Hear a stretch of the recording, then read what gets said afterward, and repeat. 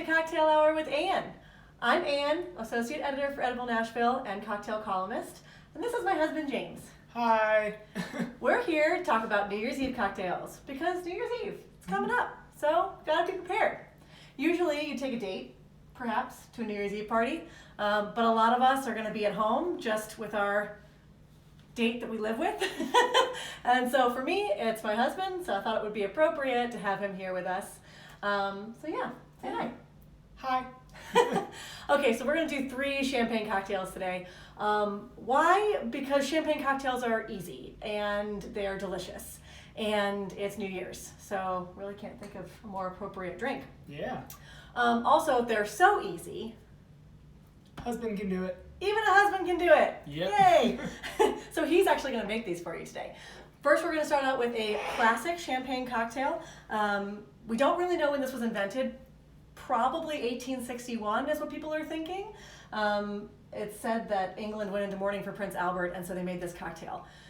Doesn't really seem like a morning cocktail to me. It seems a little bit more celebratory. Maybe they were going for celebration of life. I don't know.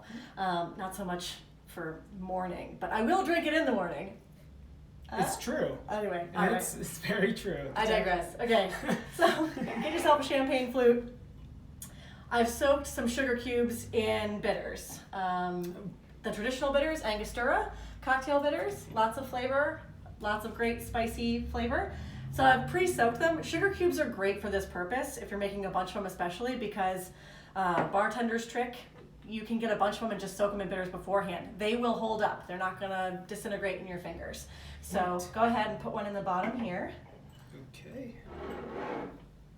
Drop it on in. There you go. Perfect. And then you're gonna top it with sparkling. Boom. Ideally, champagne or brut. We're using cava, just because we are. But that's a little bit sweeter, so you might want to go with traditional champagne or brut for all of these cocktails. That's it. That's the drink. It's 2 things, technically 3.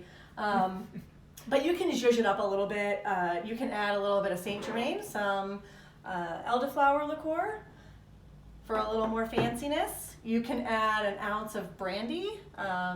We like Copper and Kings out of Kentucky, but if you go the French route, since it is champagne, it is brut, cognac, which is just French brandy, works lovely in a champagne cocktail. I believe that was the first thing they did. Well, he's just going for it. Yeah. Love it. That's why I'm your husband. Or you can do both. You can always do both. So that's the classic champagne cocktail. Number 1, done. Well done, nailed it. Okay, now we're gonna do number 2. Number 2 is my take on a champagne cocktail that I made for a museum's centennial celebration a while ago. But we are going to call it Champagne Problems after the new T-Swift album. Okay, starting off the same way. I have soaked some sugar cubes in bitters. These bitters are from Bittermens. They're called burlesque bitters, and they're an acai and hibiscus flower bitters. Nicely done. Then we're going to add some cherry syrup. So you just want to use the syrup that's from your cherries. If you have Luxardo cherries, that works great. Brandy cherries. Or I use these Amarena cherries. They're like a candied cherry, so they kind of have a skin that pops a little when you eat them, and then they just melt in your mouth. But they come in this delicious cherry, juicy syrup. So Wonderful. James is going to Just as much? Yeah, just fill it. We're gonna fill up an eyedropper, but you can just pour it in, or sometimes I like to keep the rest of the cherry syrup when I'm done with the cherries in a squeeze bottle in my fridge, and then it's easy to do this. And you can, this is not an exact science here, you can add as much or as little as you want. It's gonna color the drink a really pretty reddish pink color, but it's also just adding a little bit more sweet and tart flavor. Great. Nice. Perfect. Actually, while I'm at it, I'm going to toss a cherry in the regular one. Okay. It's a good garnish for that. And then, babe, all you're going to do is fill that guy up. Top it with the cava? That's it. Wow. Ooh. Going quick. Exciting. It's also really nice. It's really impressive just to sit and watch your drink bubble over top of the sugar cube. As it's doing that, it's adding more bitters and more sugar as it sits there. The bubbles are really helping to mix the drink. And that's really fun and really pretty. This is probably the worst flute I could have used for this drink because the cherry juice is sitting in the bottom. I don't recommend a fluted flute for this one. Perhaps a standard one would be better. But this one you want to drop in a nice lemon twist, get a little lemon oil in there. And that's that. That's champagne cool. problems. Okay, now this one's a little more difficult, sweetie, so I'll take it from here. But watch, learn. I am. Okay, Teach. so for this Teach one, me. we are going to layer in the glass in this order. We're going to do a half teaspoon of sugar. Don't want a sugar cube for this guy. Superfine sugar is always ideal when it comes to cocktails. And then we're going to put in our cognac. We've got 1 ounce. It's also really fun too. You can layer all these in the glass. As long as your champagne is chilled, you don't need anything extra. No shaker, no mixing glass to wash. Straight in. Have it all on a ledge or a serving station, and just mix them up. Works out really well.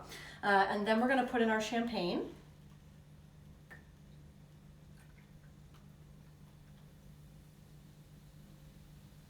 Very good.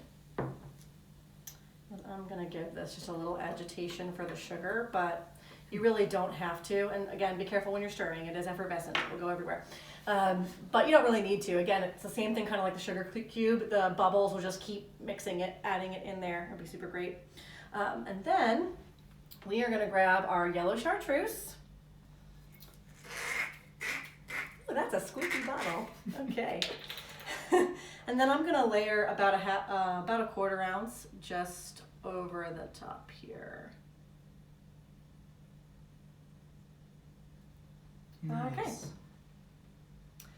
This is called the Ile de France Special. This is a Charles Baker cocktail, first written about in the Gentleman's Companion. And it's a great drink because it's fancy and unusual enough to really please cocktail enthusiasts, your cocktail geek friends. But it's simple enough for your bubbly to shine through, and it's strong enough to help you handle 2020. Yeah. All right. Yeah. Oh, the other thing that you can do with this is you can just get the bubbly and the bottle of yellow chartreuse and just ex-nay everything else. Just put in your bubbly and then pour in a little yellow chartreuse to your taste, and you've still got a fancy, lovely cocktail. You don't need all the other stuff, but Nice. the other stuff is great too. Okay. Oh, cheers, babe. Cheers. Happy New Year. Happy New Year. Ooh. Yeah. That'll do lovely for the celebration. I'll be back.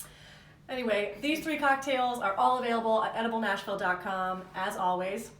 And from all of us at Edible Nashville, we wish you health and happiness in 2021.